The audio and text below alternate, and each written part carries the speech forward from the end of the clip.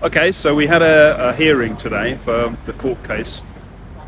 The court case dates from September last year, 7th of September last year. There was a Palestine Solidarity March, one of the many. At that time, I think they were weekly, actually, going through London.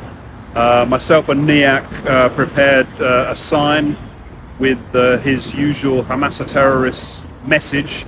And we hid down a side street and we leapt out and we stopped the march. And in the video you'll see Ben Jamal pacing around, getting very frustrated, but we stopped the march peacefully. We had to be peaceful because we both had our hands in the air holding the placard, so we couldn't do anything else. We were then pushed. Initially we were surrounded by stewards from the Palestine Solidarity Campaign who were actually quite good.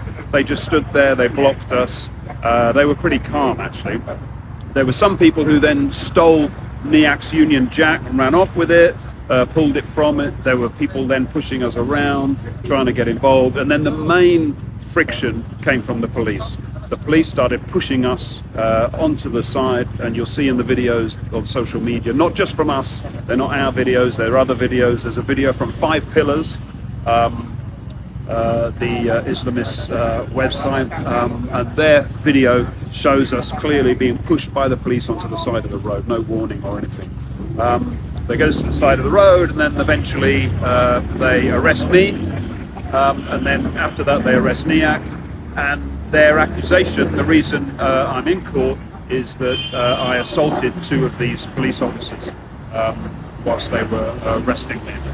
Now, the key thing for us, the reason this is really, really important is not just for the fact that we've been accused or falsely accused and we're pleading not guilty, but the key thing for us is this is just time and time again.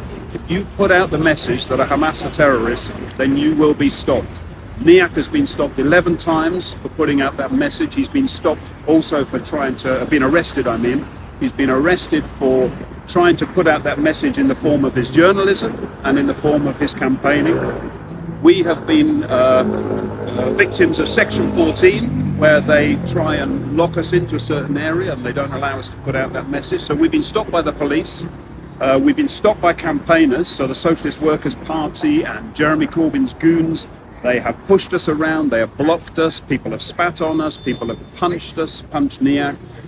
So we've had people from all quarters trying to stop this message getting out, that Hamas are terrorists. And you can see why. Lamy, the government, they like to hide this message as well. In Parliament, they're constantly increasingly talking about Israel being the problem. Israel's not letting the aid in. And of course, if you remove Hamas from the picture, if you remove Hamas from the story, people look at it and say, well, of course, Israel must be the bad guy here, not letting the aid in.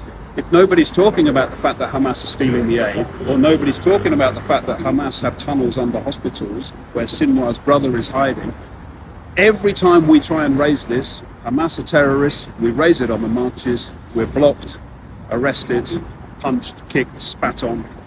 So that's the reason we're here. That's the reason it's really, really important. And what happened today? This was just a plea trial, was it? Yeah, this was a hearing where we set the date for the actual court case, and that will be at the end of October.